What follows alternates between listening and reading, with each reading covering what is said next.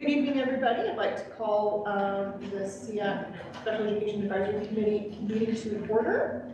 I'd like to start with our land acknowledgement.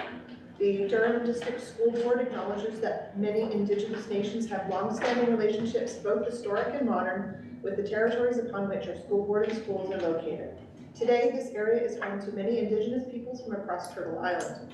We acknowledge that the Durham region forms a part of the traditional and treaty territory of the Mississaugas of Scugog Island First Nation, the Mississauga peoples, and the treaty territory of the Chippewas of Georgina Island First Nation. It is on these ancestral and treaty lands that we teach, learn, and live.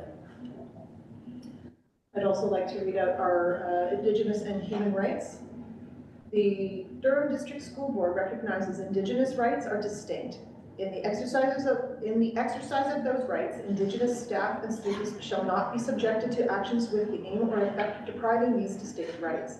The Durham District School Board is committed to learning and working environments that center human rights and equity and are safe, welcoming, respectful, equitable, accessible, inclusive, and free from discrimination. And with that, I will start the roll call, and I will start to my left. Spencer Renette from Autism Ontario. Morgan Cameron, member at large. Trustee Kelly Miller, from Ajax. Trustee Donna Edwards, alternate. Jennifer Machin, Senior Manager of Finance. Andrea McCauley, Superintendent of Inclusive Student Services. Hi, Michelle Crawford, Lead, System Lead, Inclusive Student Services. Kathy Keaty, Voice for Deaf and Hard of Hearing Children, Durham Region. Margot Levy, Elementary Vice Principal, DISA Representative. Dawn White, Principal GL Roberts, and the DSAA representative. And McLaughlin, Representative for Savannah. Elizabeth Daniel, member at large. And Tara Kelly, Durham District, Durham Town Syndrome Association, sorry, and Vice Chair. We have regrets today from Eva Kyriakides. Eva Kyriakides, Rowan Jarvis, and Hen Nugent had a last minute And Deb. regret, and Trustee Deb Oldfield. Okay. Thank you. Okay, then moving on to item number 5, approval of the agenda. Can I have a motion to approve the agenda? Kathy, second. Elizabeth, all in favor? All opposed? Seeing none? Okay, thank you.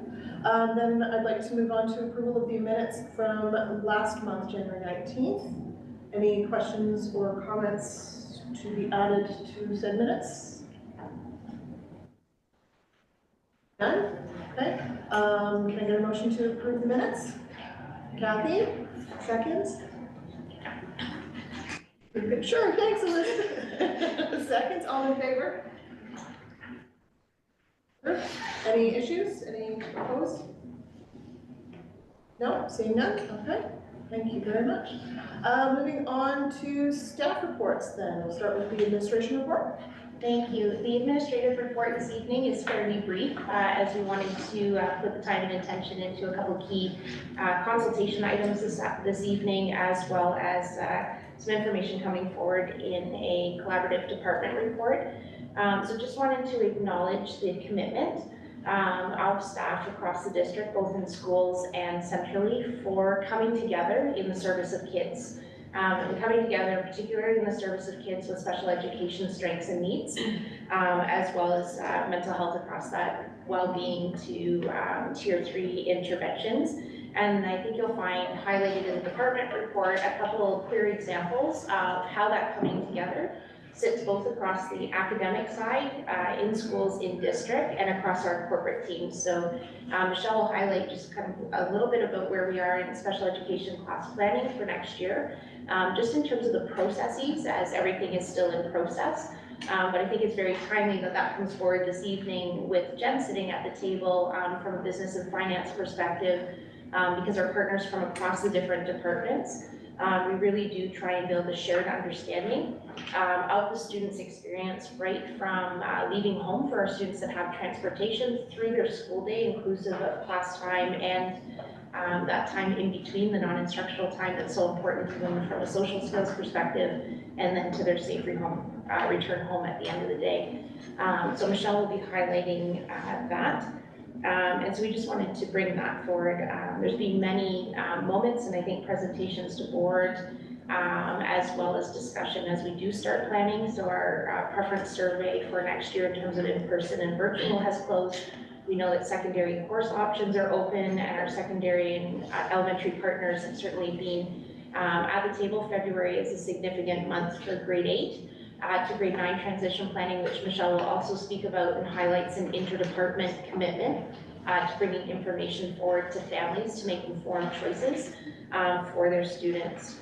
Another point of consultation, so I'm going to sneak it into the administrator report and not add another agenda item this evening. But where SEAC, as a special education advisory board, acts in consultation to the board, the trustees will be making a decision as we bring proposed school year calendars to them for their approval. So the process is that the district drafts next school year calendars.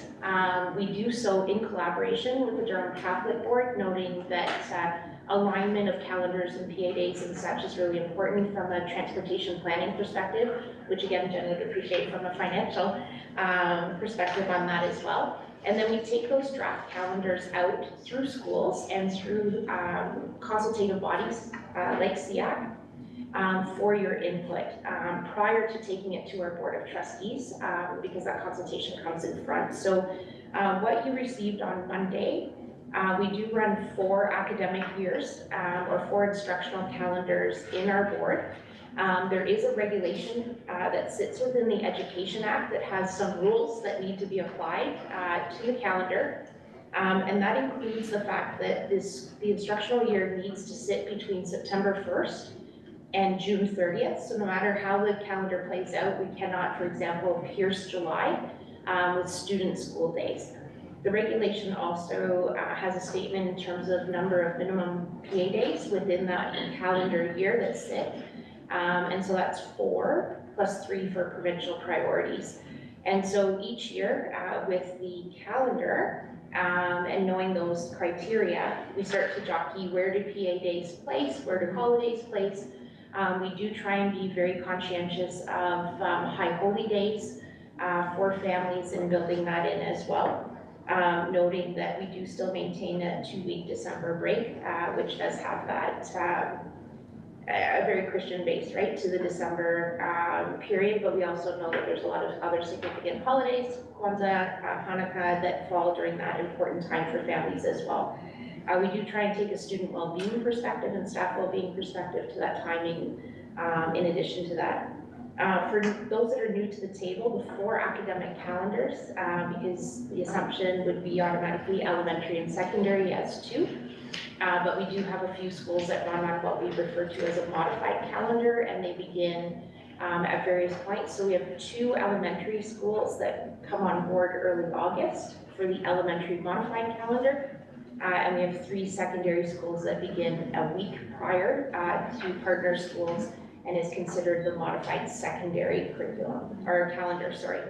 And so what you'll see reflected before you for feedback is a calendar that embeds 1 singular PA day prior to the start of the instructional day. So we feel that's important for resetting on priorities, Indigenous rights, human rights, equity, anti-discrimination, anti-racism, and having principals and administrators such as those around the table have that time with their staff to do that core planning, core commitments, as well as operational needs of setting up safe workplaces and schools for our students. We do have consideration for both 12-month staff that are based on the school year, as well as staff such as the team that Sarah leads that have a work year that wraps around the school year. So you'll hear from Sarah, psychological services does work 3 before the 194 and 3 after, as does social work to support kids through transition. So all of that was factored in. And so what is proposed for the 2 regular calendars is a Wednesday start. We also feel that as a growth district, so we are seeing significant new intakes and new registrations to our schools on that first day of school. And so part of the design of having the PA day on the Tuesday is that families have that opportunity, if they haven't previously registered, to come into the school. And that also gives administrators a day to do any shuffles needed so that kids have a better chance of starting with the teacher that they may continue with reducing class reorgs. And so that is the proposal. Coming in on the Wednesday, what is kind of the outcome of that, because the calendar sits fairly concurrent with the current school year, is that March break goes back to being Monday to Friday, whereas this year and a couple previous years, we've had the Friday leading into the 5-day break as well. And so school would continue to the Friday, and March break would be 1 instructional week. You also see noted, I believe, I'll just take note on the secondary calendars. For those that are used to looking at school year calendars laid out this way, you will see in January and June, there are a number of days marked with the letter S. That is for the summative period at the end of the semester. We are no longer referring to it as an exam period, as the ministry does have a 30% requirement, but it's not a 30% for a final exam, it's 30% summative to the course. And so we were with our secondary administrative colleagues, Dawn and Michelle and I were all in that space yesterday, as we continue to reflect on what we learned during the pandemic when we did not have exams, as we have just had our first exam period from a couple years, and figuring out in terms of the student learning and their expression of skills, knowledge, application, understanding, when is an exam appropriate and when are other forms such as projects, conversations, and such applicable. So we have changed the language as a district to reflect that more inclusive practice of looking at student learning holistically and the learning outcomes for a course. So those sit before you for consultation. Happy to take any feedback from SEAC or questions. And that would be our admin report, just hoping to gather some feedback from you instead of adding an agenda item. Appreciate that. You're welcome. Any questions or feedback for our admin report? Yeah, of course, just go ahead and explain again the percentage that changed. It was Correct. So actually, I'm gonna, if it's okay, I'm gonna phone a friend. So I'm gonna do it from an elementary's perspective, and then we have 2 secondary administrators at the table. So within most of the course guidelines in growing success, there is a weighting of 70% course material and 30% summative within the calculation of the grade. And that has been used synonymously for a long time as an exam in its traditional sense, and all that probably brings to mind. It is meant to be summative and not necessarily a structured written exam within a short time period. Right. And so our colleagues, Michelle certainly led that as a school leader, and Dawn's in the midst of it. So I don't know if you want to talk about some of the work that you do. Some of the stuff that we're doing. If you don't mind. Yeah, no, Is that- absolutely. Okay. Yeah, some of the courses we're shifting away from the 30% being strictly an exam and doing more reflective inquiry-based summative, portfolios, reflections, just projects as well. Different courses will have a different weighting, but really trying to shift away from that 30% all on one piece, as opposed to, and so in some classes and departments, depending on the courses, we've made that shift quite easily, and we're still working. It's still a work in progress, but definitely trying to move away from that 30% on one activity or one product, so to speak. So is that the help? Yeah. Yeah, so we're really focusing on for students to be able to demonstrate their knowledge of what they've learned. And we understand that students can demonstrate that in many different ways and not necessarily a 30% exam, one moment, one time.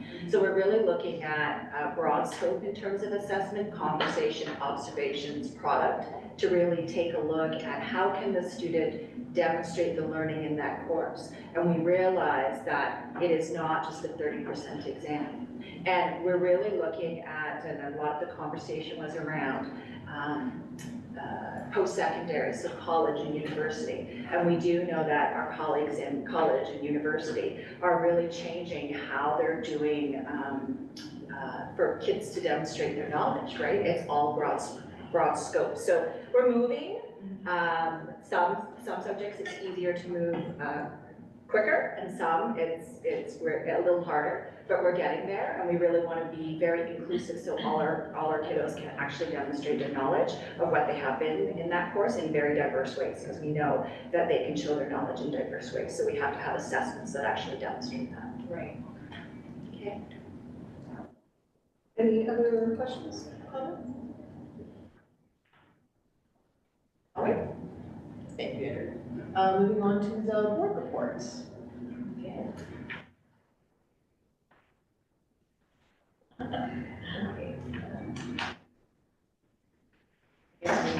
Okay, so coming from the board, we had a wonderful presentation on February the 6th, and we had our Towards Excellence in Black Student Achievement for the DDSB, headed by Superintendent Margaret Lazarus, Dr. Roberta Bonder, and students, Principal Tanya Hawthorne, Facilitator Michelle, and a wonderful presentation by system lead, including the students of Da Vinci, and they shared their experiences and some of the integration of programming, new programming that is taking place in the DSB. So it's really exciting. And I know we're going to have Sarah will be touching base about the programming that is happening in the schools, and there is great feedback. So I'd like to, I'm excited to hear what she's going to share. But that is all from the board. Thank you so much.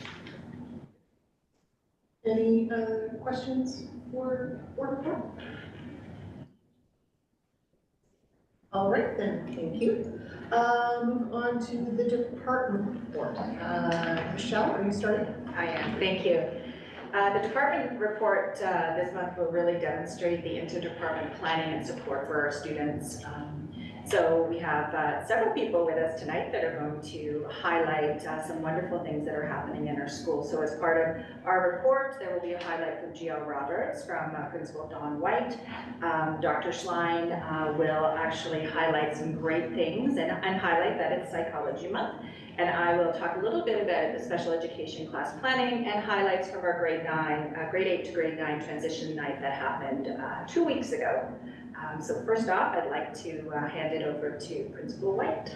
Thank you. I'm very excited to, I always like the opportunity to brag about some of the great stuff that's happening down at GL Roberts and the staff, the work that they're doing, especially for our students in small class placements and in the ISS department. So we had the opportunity, one of our PLP classes, our PLP4 was able to take, it's a more senior level class, they were able to take their class over to Melly's Marketplace and Cafe, which is also part of the treats we have this evening are from them. But with a look on post-secondary and opportunities, employment opportunities for post-secondary for some of our students that are in our small class placements, this was a great opportunity as Melly's Place is a not-for-profit, cafe and charitable organization where they provide a 6-month work education program for students, adults with and people with intellectual and developmental exceptionalities. Through the program, this is a lovely picture. I'm really excited to see that. They're able to access employability skills, learn how to do things like working on a cash register, baking, serving customers, all of those parts for employment skills, because we know that this is absolutely opportunities that our students can do once they're leaving us. So we had the opportunity to take our kids there. They had a great time, really loved it, and Melly's Place gave them some information about the programs that they're offering. So they are located in Whitby if anybody's interested in attending and going there. I know we will definitely be taking more groups to Melly's Place. It's just when I was exploring the website, I got it, being that I've taught in special education for so many years, it was nice. I saw some pictures of former students, and it really does support that asset-oriented, that strength-based philosophy and thinking that we need to have of what our kids can do, and moving away from that deficit line. So I love this, and the cookies were really good tonight. I may have to go for a second one because it was lovely, very, very good. So thank you very much, and I'm handing that over to Sarah.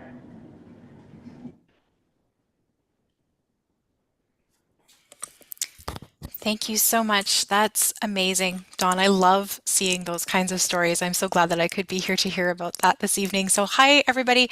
I'm Sarah Schlein, and I lead the Psychological Services and Autism Resource Teams with the DDSB. February is Black History Month. It is also Psychology Month. And in a moment, I'm going to highlight something that is very, very exciting that members from psych services and social work and one of the youth outreach workers have been doing to support Black youth. But first, I'm going to toot our own horn in psychology just a little bit, and I'm going to let you know about what it is that we do and why we do it. There was a report on school psychology in Canada that was actually issued last spring. And the recommendation from the report is actually that school boards shift their model towards a model that includes consultation and assessment and direct services for students. So the great news is that we've already got that. The recommended model is actually the one that we've been using in Durham for about the last 30 years, but we're never finished growing. We try and learn as we go. So what I've included with a brief overview of our 5 main service functions, which is the points that are on the upper part of the slide, is an abbreviated version of what we're calling our just cause statement. So this is a statement that as a group we came up with last year. It's kind of the thing that we're aspiring to, and recognizing that we have a lot of work to do. But what we always want to be striving for is understanding that relationships are essential to well-being, trust, and sense of belonging. And accordingly, we offer services that respect student and caregiver identity and voice. We embrace a strength-based approach and collaborate with students, their caregivers, and team members to promote inclusive, safe, and welcoming school communities. And the next slide, please, John. Thank you very much. So with all of that in mind, I'm so pleased to be able to highlight the Be Me conferences that actually just wrapped up their first round this week. So at Ajax High School and Pickering High School, members of psychological services and social work and a youth outreach worker as well have formed the Be Me Collective. And Be Me stands for Black Excellence Made Evident. And there's no way that I could, in my own words, do justice to the work that the collective has done. So they were kind enough to provide me with some speaking notes. So what I'm about to share with you are actually the words of the collective.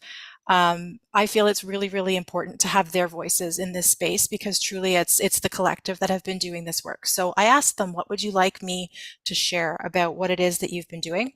And this is what they would like me to let you know. So this year's first round of Black Excellence Made Evident, or Be Me 2-day symposiums, has just wrapped up at Ajax and Pickering High Schools and saw over 80 students participate. This symposium has been created to engage Black high school students with a curriculum of information and support as they navigate experiences of race, identity, and issues of oppression in society. Students gain coping strategies and participate with their peers in this safe space for self-expression, sharing, and growth. Program modules are presented on a variety of topics, including deconstructing identity, nurturing positive self-worth and sense of belonging, understanding media influences, and building positive relationships. These modules are presented by Black and psychological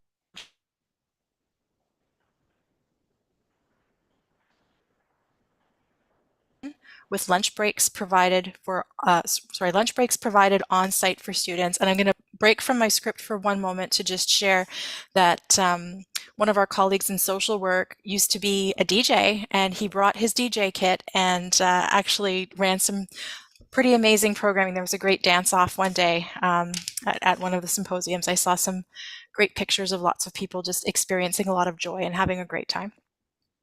Anticipated outcomes of the Be Me Symposium include student reports of increased sense of affirmation and support in their school spaces, increased sense of connection to peers in their school community, and development of strategies that help Black youth to confront marginalization.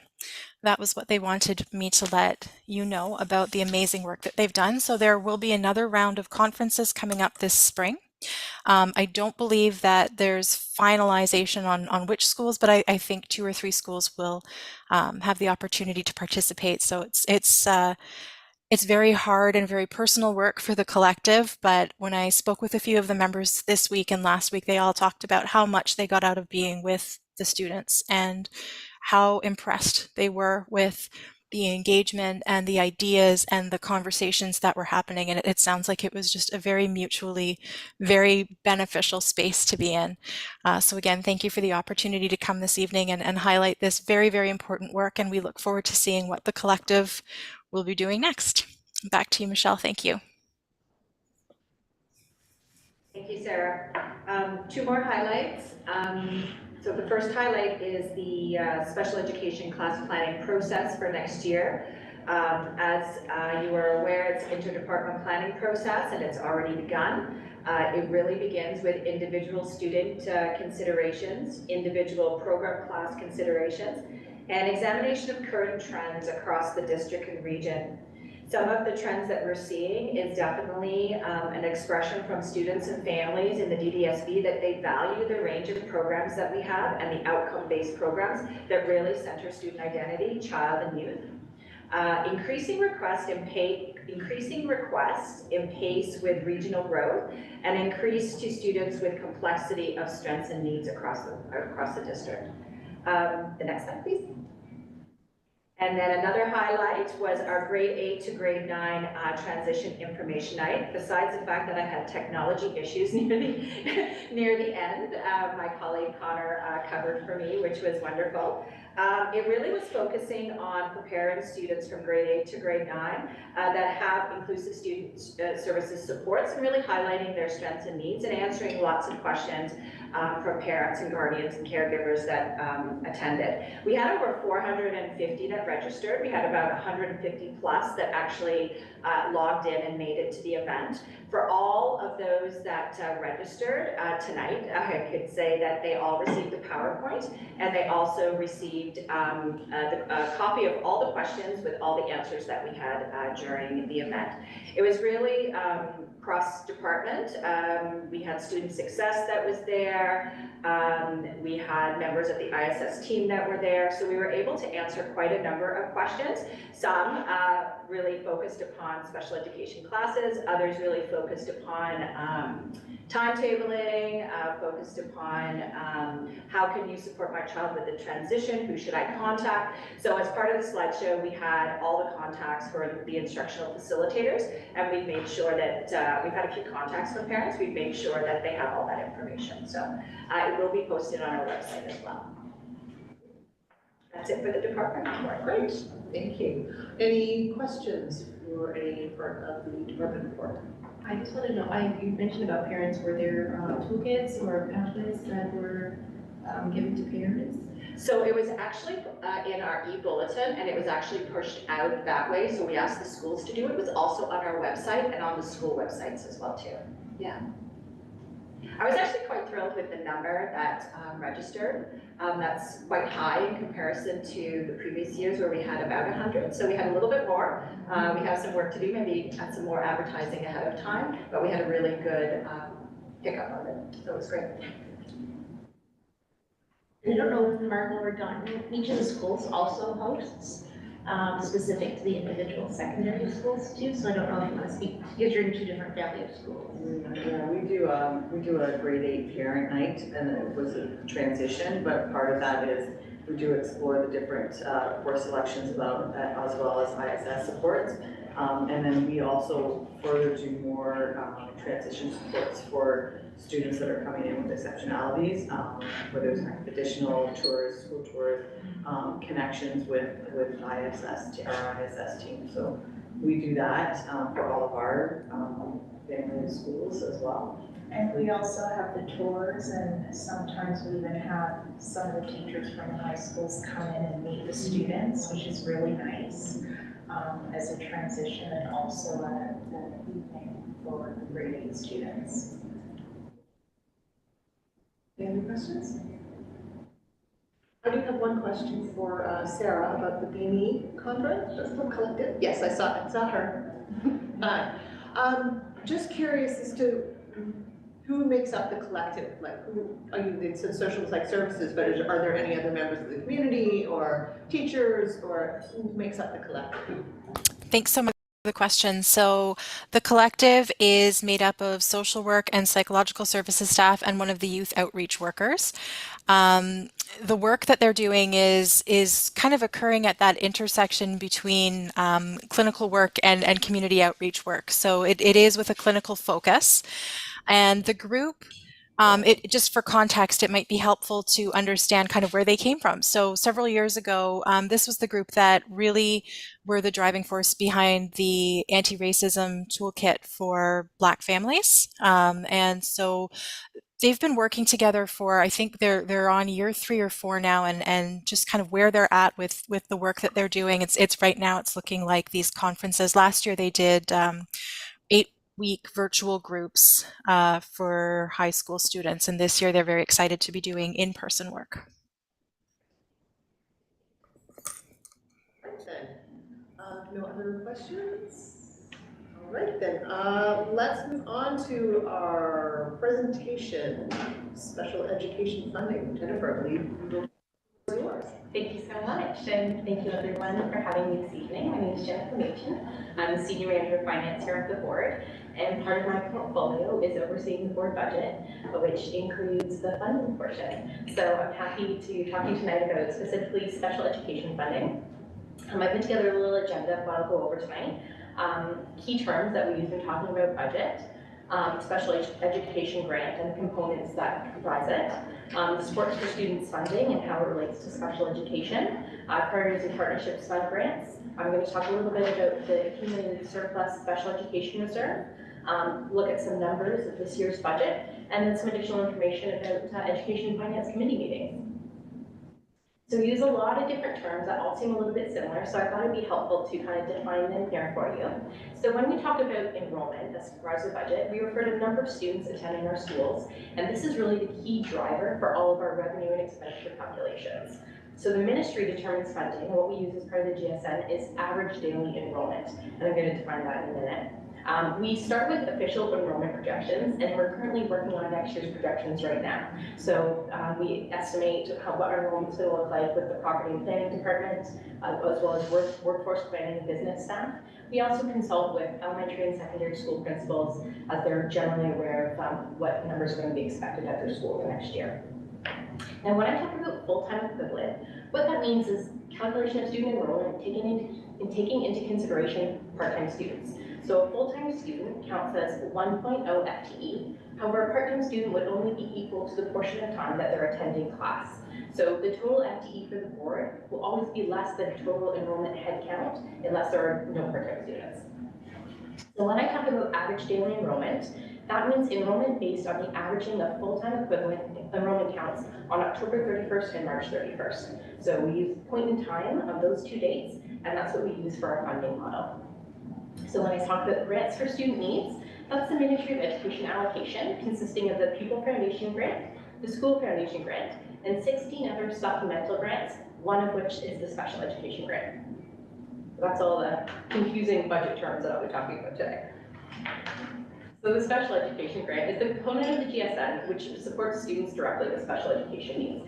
It may only be used for special education programs, services, and equipment. So I mean it's enveloped to that use only and can't be directed elsewhere. Any unspent funding needs to be put aside and spent on special education in the future. And I just want to point out that's the minimum amount that we need to spend on special education funding. We are able to direct other sources of revenue from the GSN towards special education needs. Delving deeper into the special education grant, it's made up of 6 specific allocations. 1, special education per pupil amount, the differentiated special education needs amount, special equipment amount, special incidents portion, the education and community partnership program, and the behavior expertise amount. And I'll go through all of these in more detail for you. So the special education per pupil amount is to assist with overall costs of providing additional support to students with special education needs, and it's calculated on enrollment of all students, not just students with special education needs. And it's allocated on the basis of total ADE or average daily enrollment multiplied by a benchmark rate. So I've just put the rates here so you can see the year-over-year change in the rates that the ministry has provided to us, and you can see there was a small increase in 22-23.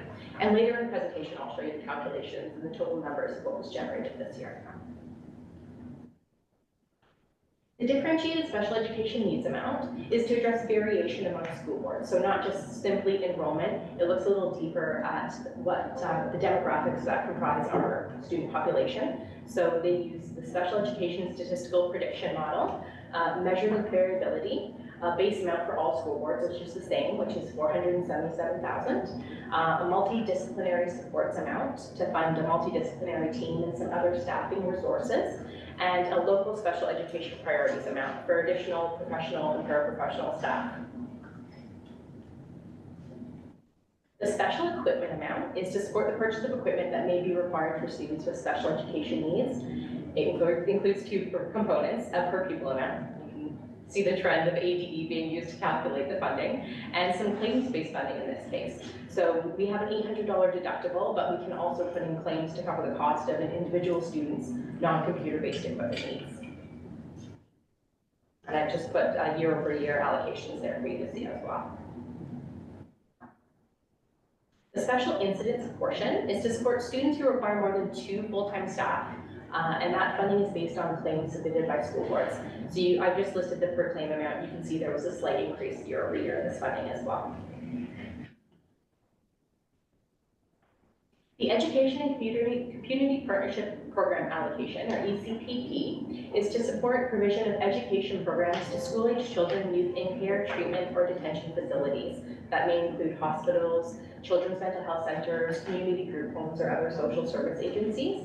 And this funding is based on a specific approval process outlined in the guideline for these programs. And so in this case, if we don't have expenditures equal to the revenues received, we do have to return the revenue that wasn't used. So we do try and be as accurate as possible when we're funding these programs. The behavior expertise amount is to provide funding to hire professional staff who have expertise in applied behavior analysis. And this has 3 components, all of which are comprised of a school board amount and a total average daily enrollment multiplied by a benchmark rate amount. So that's the applied behavior analysis expertise professionals amount for staffing, an ABA training amount, so training for our staff, and an after school skills development amount. Supports for Students funding is some funding that was implemented as a result of labor negotiations to support learning needs of students. Now, it has currently been extended for this school year, but as bargaining is currently happening, any funding beyond this year is subject to the outcome of that bargaining. I just wanted to point out that this year we are using that investment for 29 educational assistant positions. So that's about $1.6 million this year.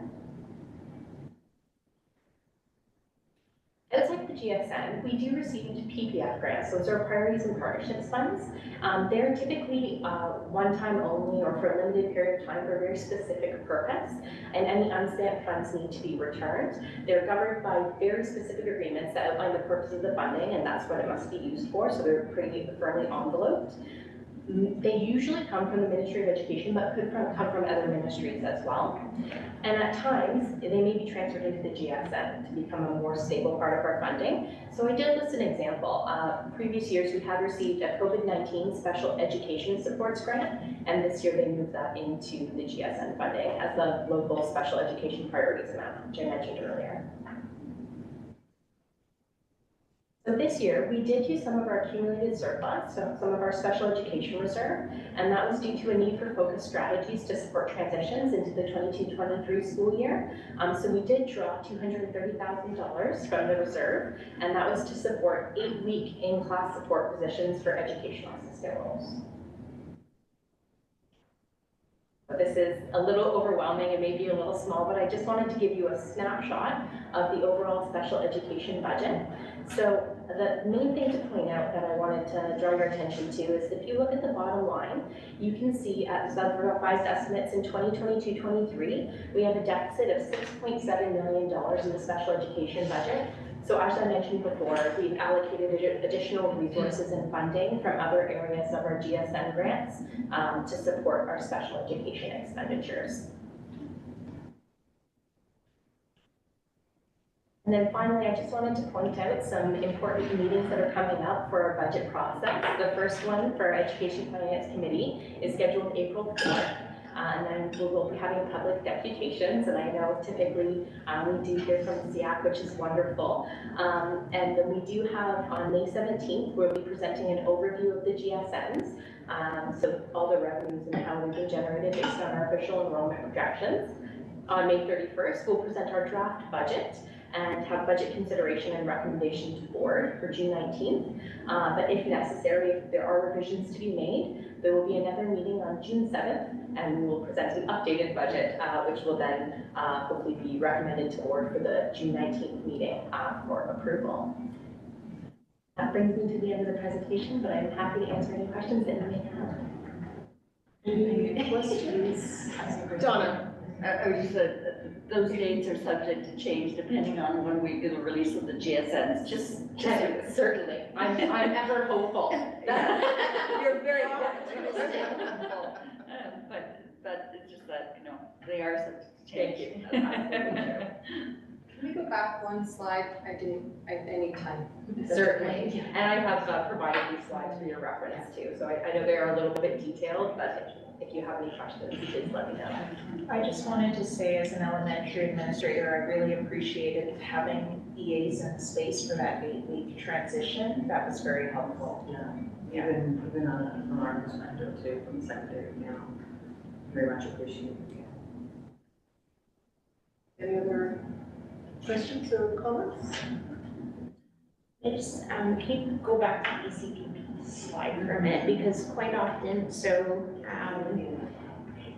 the education and community partnership, I think could lean into it. So the education and community partnership programs, it's often, quite often in my role, part of the privilege of the kids that I get to support are those that access education through classrooms and schools, as well as I am the superintendent for our ECPP programs. And so I think kudos to the teams and our local partners.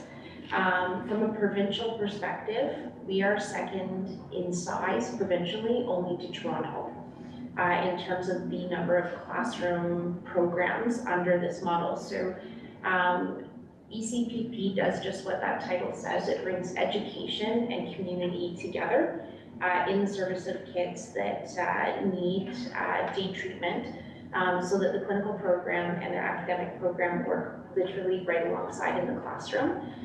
We have 51 classrooms. And so that is significant. And that stretches those funded by MCCSS, so that they keep changing names, so I keep losing their big long name, but Community and Sports and Services, the Ministry of Health. Youth Justice is no longer separate, but within that ministry, and Ministry of Ed. So for some of those programs, the majority of ours are secondary based, probably about a third, 2/3 to overgeneralized. And then we're on a split between those that are situated within schools and those that are located in the community. So when you picture the day starting and you picture children and youth across Durham region starting their day and heading off to a meaningful program, for most of our children and youth that we support, that means coming into a schoolyard and coming into a school. That includes some of our friends that are coming in through treatment programs, and so they're moving up and down hallways and going to class and integrated. Dawn hosts at her school, and so that can look like that, but it can also look like a youth stay, starting and finishing within a singular building, because they're hospitalized for care. And so that also means that our educators that work in those classrooms, some of them are pulling into school parking lots or coming off transportation services and coming into schools. It also means that we have educators pulling into Ontario Shores. We have educators pulling into Lake Ridge Health Oshawa. We have partners pulling into Marie McKinnon House, Durham Family Court Clinic, and a number of other partners that exist within the community. And their educational program that they lead for students is actually inside one of our partners' buildings. Because for some of those youth, they are moving home and back and forth, and for others, they are in residence. So for instance, when I'm in some of our ECPP classrooms, it's guided by one of the administrators or hospital staff because it's actually behind 2 or 3 security spots to keep the kids safe. So just when we think about funding and who we're serving and how we're serving, and we think about mental health in terms of everyday conditions for positive well-being, through to our kids that require intensive, the Durham Board's commitment is very strong along all of those pathways. And so even part of our mental health and well-being plan, many of you will remember Stephanie came a couple months ago to talk about that. So when we talk about our mental health and well-being plan, situating staff and student well-being, we also think of how that impacts staff and what that looks like. But we also think of to, through, and from treatment pathways. ECPP is how do the kids transition to, through, and from, because we want these to be intervention programs, not a destination for the kids. So part of their journey, not the totality of their story.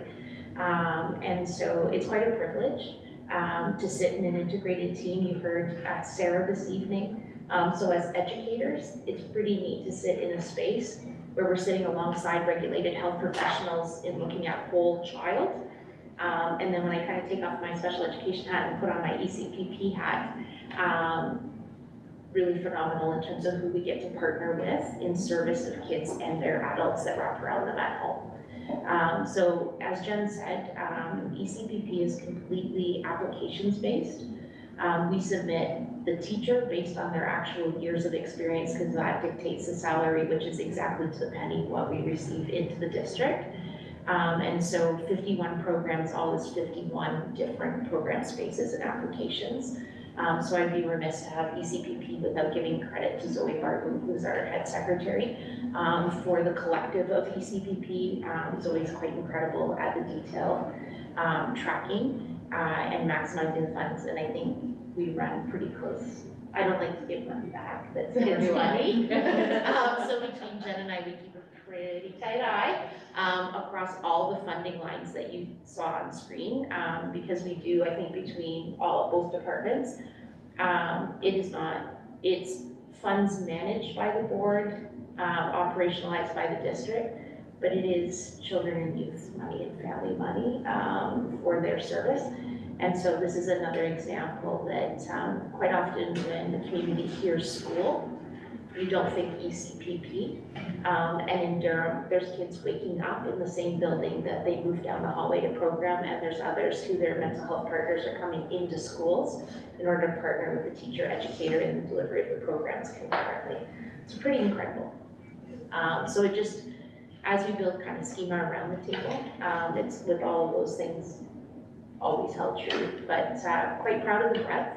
Ontario Shores, it has been our growth program over the last couple of years, and Youth Connections as well. Just looking at Ontario Shores, we have inpatient as well as in school, so there's a nice continuum of services. 3 classes down at Ontario Shores, 1 at Henry Street and 1 at Durham Alternate Secondary School. And then Youth Connections is strongly growing. They are a residential group home for kids who need care due to a number of circumstances. And they, similar to the growth that Michelle noted in the area for kids with special education, strengths and needs, Youth Connections is responding to the growing needs of kids requiring 24-hour care outside of their family unit, and how we respond in partnership to give educational space. Any other questions? Yeah, I just wanted to follow up on that point that you just made. So that would be like a day treatment type program? That's exactly it. And then would that be staff that is co-facilitating the educational part, or do they have their own staff that does the educational? That's a brilliant question. So most of the programs, the teacher is an employee of the Durham District School Board and is responsible for the educational program, so the traditional curricular areas. And the classroom is staffed with, most of them have one CYW, like a child and youth worker, who is under the supervision of a more clinician that sits across programs for the agency. and that is the individual delivering the treatment side of the program. And then each class kind of has its own schedule. Right, so just a follow-up, those are specialized, They are, teachers, yeah, because I think they were. ish, yeah. Do they have some, like CYW work or? No, so the CYW is the Qualified Child and Youth Worker. The skill set and experience of the Grove staff from a teacher perspective. We do have teachers that come in and out. You have a former Grove teacher sitting around the table as well. One of our 2 current administrators also taught in an ECPP program, who's at the school. So Grove, we brand ECPP in Durham as Grove School, so the kids have a school identity. Right. And the program is funded to, for every 15 programs, there's funding for an administrator. So we have a principal, vice principal, and we use the 3rd set of funding for a guidance head because the kids transitions. The vice principal of Grove has also been a ECPP teacher as well. And we do a lot of professional learning inside the model too. So for instance, tomorrow morning, all of the secondary teachers, because it's PAA across the system tomorrow in secondary, they are all together. And their day looks like a focus on Indigenous rights, human rights, and going deeper in policy into practice. But because of the nature of the work they do, they are also tuning to a session with Tend Academy, which is one of our partners for compassion, fatigue, and empathy strain, due to the work that they do. So that's part of our commitment to looking after the kids and looking after the adults that wrap around them. Is making sure they have what they need to serve the kids, but that we're also paying attention to their work being different than the average classroom teacher too. Elizabeth? Yeah, I had a comment that I was going to say for a more general agenda item further down, but it just fits in nicely that I was speaking to a parent today who has a child who's in one of these programs, and the feedback that I was receiving was just 100% positive. The family felt very supported and felt like the continuity of care and education was so important to them. It was very, very good feedback, so I wanted to pass that on to the table. It's interesting too, because our partners in healthcare shortages are having a challenge hiring those that supervise the clinical program. So there are currently less roster seats being accessed than pre-pandemic because the clinical program cannot be provided, but it's because of on the other side of it. And so we are applicating in partnership in a lot of those conversations to try and help amplify the seats. But thank you for that. Thank you for this. The amount of times I hear the funding body, how it's done, every time it confuses me. Every time I hear it, I get a little bit more clarity and understanding. But something you brought up perked my ear because Tara always does her deputation, and we always kind of forget to the last minute. So she's writing it on her own, we're editing or sharing through email. And I just want to put it on our radar because April is coming up really fast, so that you don't have to shoulder all the work. I'm paid $20 later, thank you, Censor. I've made a note for our March agenda too.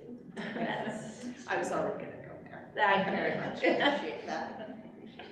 I actually do have a question. So on that, in the past, before the public deputation, SEAC has received and had a sort of a walkthrough of the budget that we have to date so that we have something to kind of base our feedback on. With these dates lining up, I'm not sure we're gonna get anything. I know we've had some weird challenges with how we've been receiving the dates and everything like that. Can we make an effort to try and see if we can make something line up? Because we would really appreciate the ability to provide you with some actual concrete feedback. Last time it's just been sort of some guesses because we didn't really have any data to base our feedback on, so.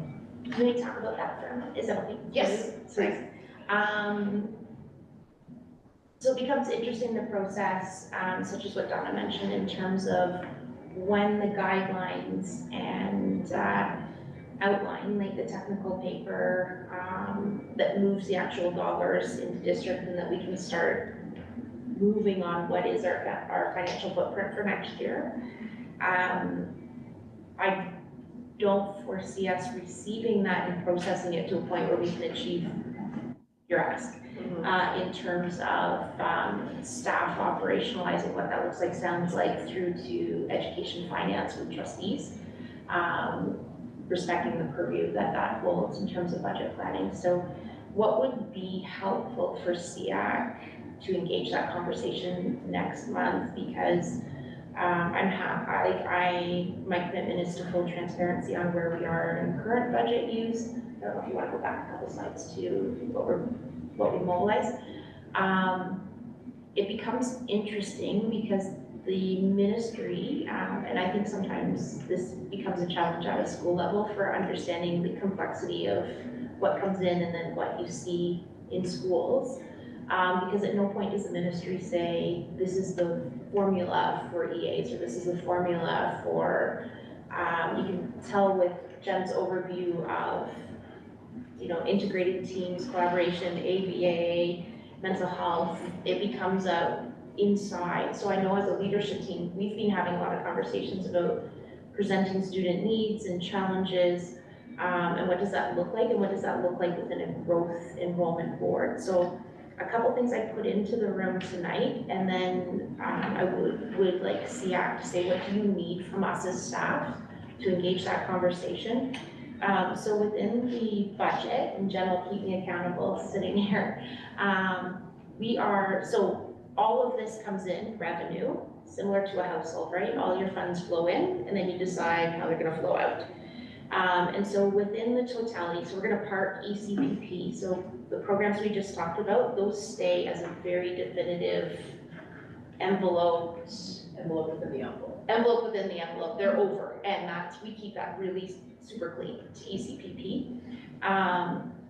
So within all of the other funding, including that which is per pupil and that which is grant-based, because again, we've talked about special incidents portion here and the work engaged. 96% of that, tell me if I'm off on this year's, 96% of that is directly adjacent to students in staff. So when we look at the totality of budget, and again, we are 6.7. So the ministry goes, here's your money for special education, including what we project to be our own grant claims. Last year, under the guidance of the trustees in the budget approval process, the budget for inclusive student services was $6.7 million over that original drop from the ministry. This isn't the totality of what serves our students either, and I think that's really important to remember that this does not include transportation. This does not include facilities, accommodations, built. Our facilities team puts washer dryer vents, convection microwaves, drops countertops for us. And there's not a chargeback to inclusive student services and not a chargeback to schools. So this isn't the totality of the dollars dedicated, and it's really important that the service to kids with special education needs sits across all departments.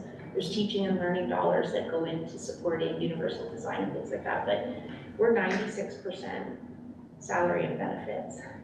And most of that is school-based, so special education resource teachers, all special education class teachers, all classroom support staff, interpreters, interveners, developmental service workers, language acquisition worker, and all of our EAs across the system, as well as our facilitators and the 3 regulated health teams. So speech, social work, psych, as well as the new child and youth support workers that started this year. So it's always that balance of to get more of something, and there's not really, all of that is important in the intricate dance. And then you see SEAC, so the specialized equipment is enveloped. It is that $3 million. And then that leaves very few discretionary dollars, and our commitment as a leadership team is our discretionary dollars as a department are largely 2 things. technology for our staff. So the devices they use to try and understand student technology needs or to do assessments, communication, their meetings with parents and caregivers, and professional learning for our teams. So some of our teams, similar to Jen's profession, have learning update criteria that need to be met. And also to keep our staff ahead and current and even more so, going forefront, we try and access learning for them and we optimize through group learning and things like that. But really, so by the time you take staffing, SEAC equipment, and then you get people what they need in order to do those professional jobs, that is basically the totality of the Inclusive Student Services budget. So I don't know in that what would be helpful or not, but I don't feel we'll be able to move. We can't control for problems, and I don't think we can move it through that machine in 4 weeks to, so I'm not sure where that, it was a really long way of saying, I'm not sure we can do what you asked. I got that. I got that. Sorry.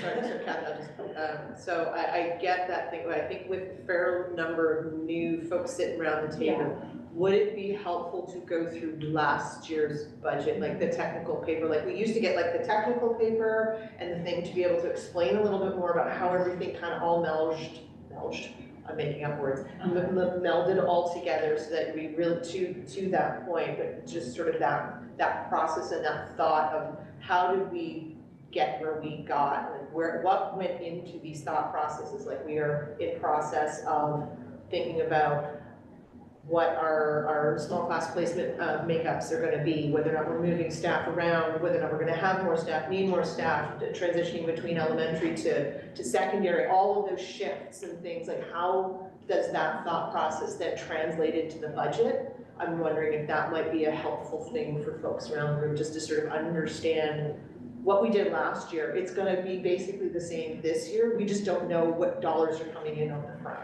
front. If that makes any sense. Yeah, and that one we should be at a point of sharing changes to special education class models based on where that moves over the next 2 weeks. Sorry, Kathy, you were. I'm just, as we're thinking about money and thinking about staffing shortages and also thinking about, I know I'm seeing how, because we're having difficulty filling some position, we're having to use outside agencies in other systems. Where does that all fit in? Because I appreciate it's all part of paying people's salary, but I also know that outside agency staff are coming in and getting paid more for the same job sometimes because there's middlemen and so forth involved. We are not currently in that position Okay. on any of our roles. Okay. So currently, we are taking a look at some leave of absence challenge on one team in terms of service delivery. Michelle leads that team, and we're looking at that, and we'll need to look at all options. But currently at this time, both in terms of teaching right through to our regulated health professionals, those providing the service are all DDSB employees, either FO, OSSTF, or affiliated. We have not needed to draw on community resources to this point.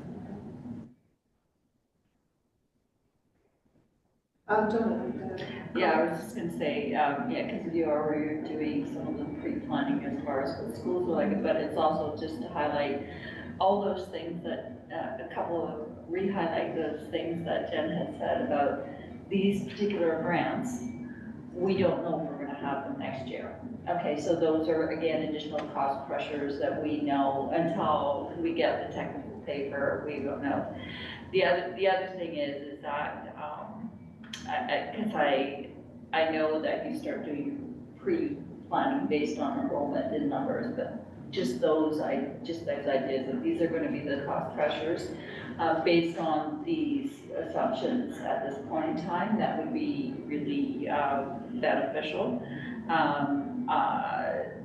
You also usually do a sort of an idea of roughly what claims you're going to be, putting in. Things like that would be very beneficial. when it comes to looking at that. Because one of the biggest things is that I know they release the total amount, the grants that the student needs, the total amounts, and then it isn't until the technical paper, and because in their release of the total amounts, they say, oh, we're gonna have so much money for this, but it isn't until the technical paper that comes back out and says, oh, but you're not getting this until here, or, you know, and we can't, and sometimes they never show up, like, for example, when they said they were going to increase the amount for SIP claims and then pulled it back. Yeah, then pulled it back. So, I mean, it's nothing, but just any of those cost pressures and stuff that we know that's going to happen, because I think it's really key. But knowing that, you know, as Jen said, we spent, you know, 6.7 million, we took that from other parts of the budget, you know, in order to support special education, and for that purpose. But transportation, I guess, is another, even though it's not part of this, is a huge concern. We've already done bell time reviews. We've done everything that we possibly can. And then I'm just thinking of also the building houses faster for affordable housing, what impact that's going to have as well to our district, already growing district. I can give an example.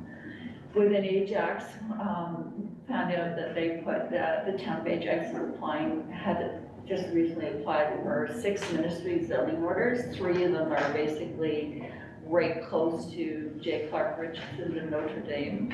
So, which is already, J. Clark Richardson is already at 127%. And then, as Andrea said, other things like partners moving in or increasing their growth, we already know Grandview. So all those things sort of thing is for consideration from that perspective of putting that in sort of in a perspective for when we start looking at our presentation. And then from a community's point of view, it would be really nice, what are the costs, what are the pressures that you're seeing, or the feedback that you're seeing as well from your associations and your groups that you represent, will actually help as well when it comes to trying to put that budget feedback to the board. Because there are, as you said, we do know that within the communities, the other services that our families do participate in have also had budget crunches, and so what's the impact there? And so how, you know, what will we see within the school based on the impact that's happening in the community as well?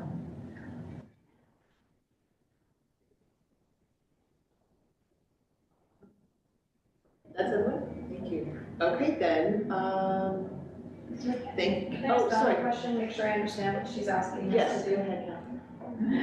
So you're thinking, like, so for example, like when I'm talking to parents who are saying we now, because of budget crunch, can't afford the private speech language that we're using that understands hearing because we don't necessarily have access to that in other places. And we've aged out of the 6- age category. Or are you looking more for, hey, my kid hasn't gone hush-ups in the classroom in the last 2 years and installing an IP, what's up with that? Are you thinking about more the community stuff? Both, actually. Okay. Both things, because I think it's really important to hear from the community point of view is, as far as cost pressures and then expectations from the school board, you know, as far as that's concerned, but also then just what you haven't seen within the schools and how that has worked out. Okay.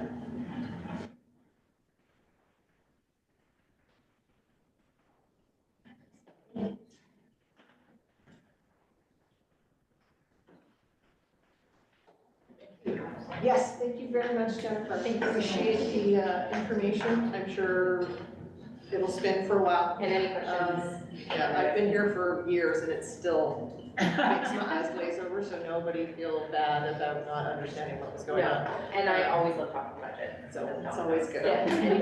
Come More back best next month. buds when it comes to budget. Feel free to come back next month. What's really great too is Jen sits as part of the interdepartmental team that Michelle referenced in terms of planning. And so it's quite nice to see corporate, academic, well-being, mental health, all saying how do we really leverage what we're entrusted on behalf of the kids to do and leverage for their behalf. So, thank you. Thank you very much. All right then. Moving on. Item number 10, open discussion period, SEAC handbook.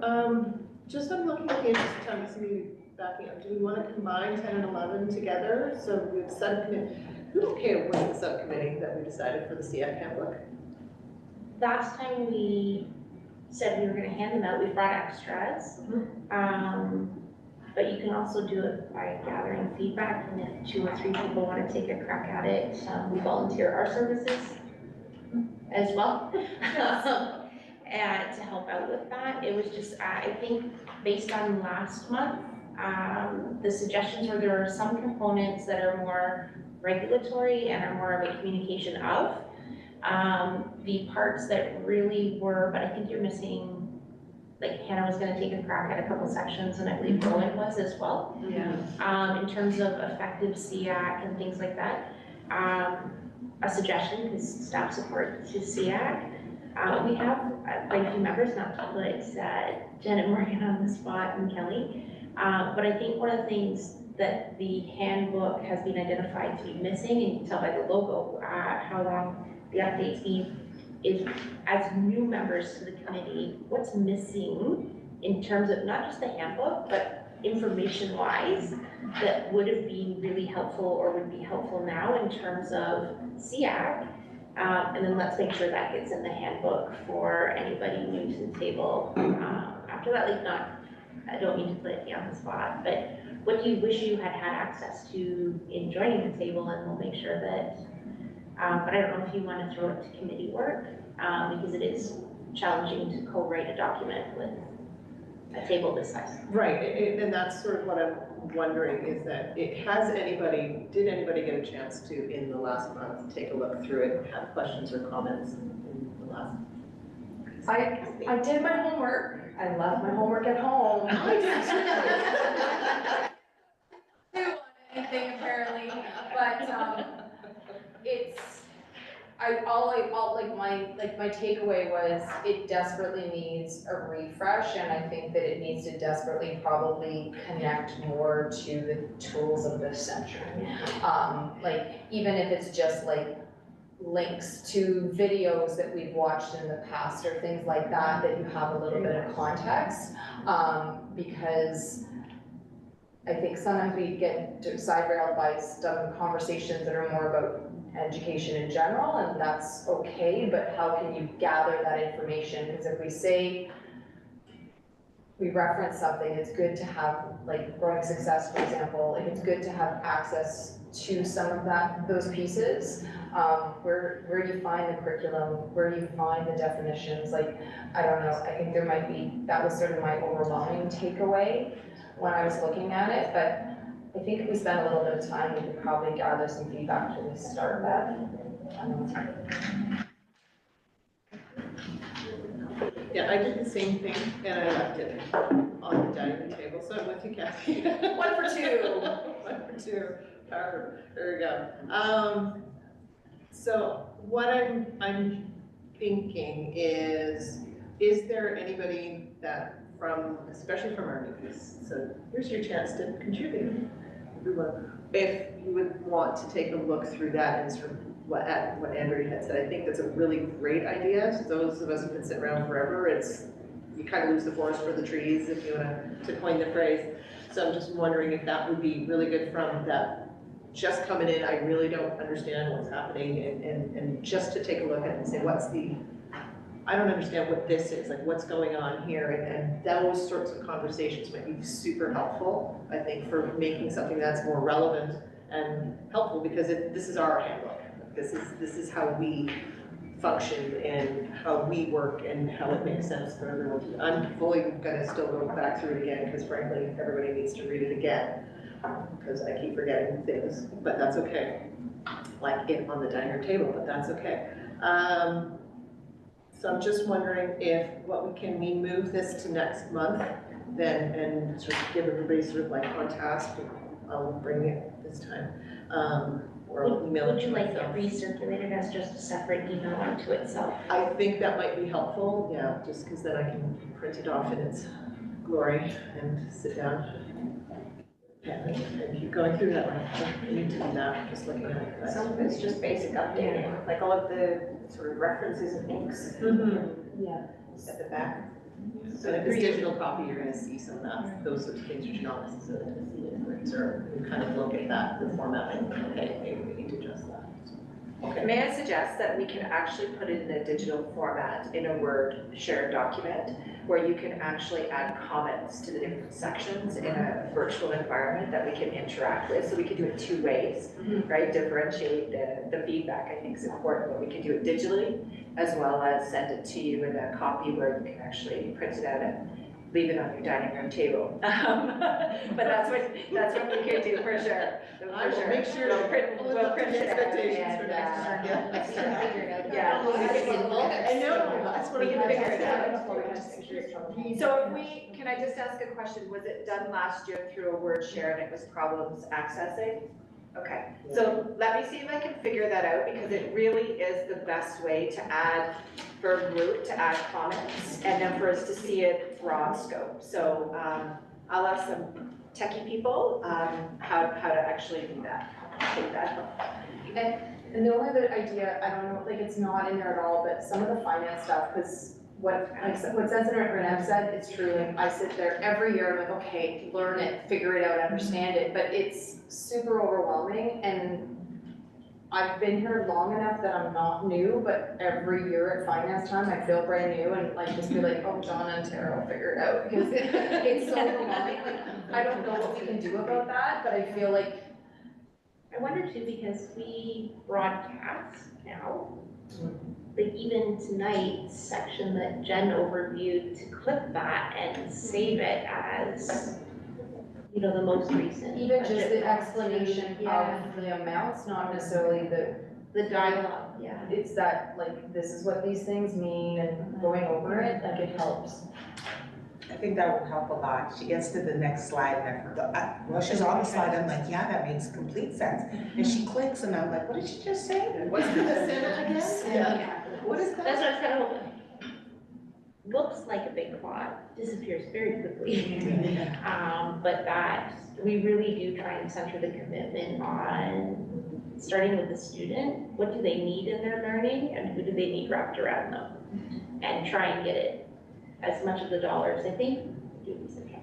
I think so. We do a decent job, that's for sure. Yeah. From In driving the dollars to the In student's driving- experience. Both at the trustee level and through the board, I think. That's kind of a common through line, that we understand that they're the kids, it's funding that's the students that we're entrusted with. Okay, then, so, if that's okay, if we'll send things out. Thanks, Michelle, for volunteering to just sort out the techie, I appreciate Figure that. out a way. Thank you very much, appreciate that. So then if folks can have a chance to look through that, and you know, if we can get the digital one, then you wanna go for it, then that's great, then we can bring that collectively, back, and then we can hopefully get an updated version out and about soon. Michelle's volunteered to be your lead staff liaison on that. Thanks, Michelle. I'll break that. Okay, so then I think what we'll do is then we'll move on to item number 12, association reports and committee reports. And do any members have anything to share from their associations? I attended the PIC meeting yesterday. You guys should get the meeting minute. I want to highlight highlights for me was that they had some parents and staff going out to explain the guide to the IEP. So they had great attendance, they had great questions, but I also asked if they could share any questions, concerns, or feedback with us, because we're reviewing the school-facing and front-facing documents for the IPRC, and I thought this was a good place to share that information. Any other associations? Okay. Correspondence, we just have one from the OAFCCD. Yeah. It was just their newsletter, they forwarded it to me, I still receive that stuff, so I thought it might be of interest to see that. So. Any comments or questions on that? Anyone have a chance to read it? Seeing none? All right. Item number 14, community concerns. Does anybody have anything they want to bring forward to the committee from their associations, things out in the community? Really on time crunch here, since our next gotta go. Okay, moving on then, celebrations and success. Anyone want to share any good news stories? May I just share that looking forward to, and I think maybe if Michelle's a nod to Michelle's former school, we're really looking forward to a week from now heading up to USS, to Oxford Secondary School. Dave Brown has put together a culinary competition akin to the high skills majors program, but for students from a variety of practical learning programs. So I don't know if you want to highlight that, and then we'll bring photos next month with us. Yeah, so teacher Dave Brown is a pretty amazing teacher. His culinary program at USS was one of the highlights and continues to be one of the highlights of my career when I was there as principal. What he has committed to do is he has students that are in mainstream classes that would compete in skills competitions across Durham, and actually we've had such success that they competed across Canada and were very successful. He expanded the program when I was there as principal for our students that were in our PLP program to reverse into culinary classes. We have a full bake, I still say we, they have a full baking program that is there. And with that success, it's expanded, and they've done adaptive classes, which I think is amazing. And this year, very passionately, he has put together a skills competition for our students, particularly in our PLP programs across the district, and has invited them to compete in a skills competition. And it's next Friday. Chef's jackets and all. I get very emotional about this because it's, I'm so proud of what he does and what he does for our kids, and really centers our kids. So it's going to be amazing. He does have, I think it was 15 to 20 students last time I counted that are coming across the district, along with student mentors that will be there as well. And they have a competition, so they have to make 3 things, and they've got the menus ahead of time so they can practice. And everyone is going to be successful, and everybody is going to be celebrated. So a warm moment, and I look forward to bringing back pictures for sure. And so Dave set up a Google Classroom for the educators across the system that will be bringing students to gather things like student names for the jackets to be embroidered for them, and to just preset the recipes and things like that. So Michelle and I were invited to be part of that Google Classroom. So over the last couple of months, it's been great that, you know, you hit those points in your day where you're like, well, how am I gonna, and a message pops up because there's been an addition to the Google Classroom in planning or somebody interacting. And so it's been nice to see the inter-school conversation occurring. And I think next Friday's been on our calendars as a day of joy for a Day of while. joy. Yeah. So looking forward, but we will bring photos back for that.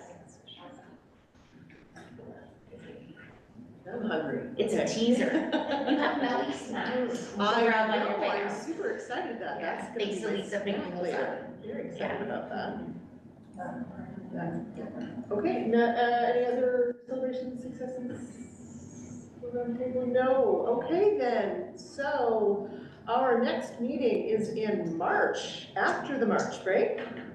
March 23rd in the same room. And that just leaves us to adjourn. Can I get a motion to adjourn?